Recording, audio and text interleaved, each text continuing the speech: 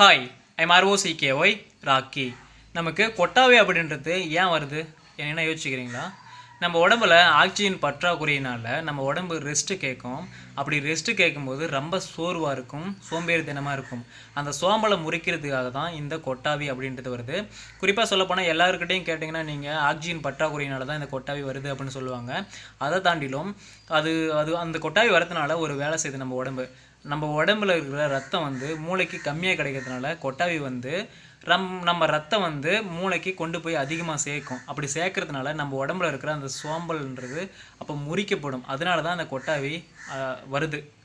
Oxygen பற்றாக்குறையினால் வந்தாலுமே நம்ம உடம்பு சோர்வாக இருக்கும் போது அந்த சோம்பலை முறிக்கிறதுக்கு ரத்தத்தை மூளைக்கு கொண்டு போகிற வேலையை செய்கிறதுக்காக இந்த கொட்டாவி வருது அப்படின்றத நீங்கள் தெரிஞ்சுக்கோங்க.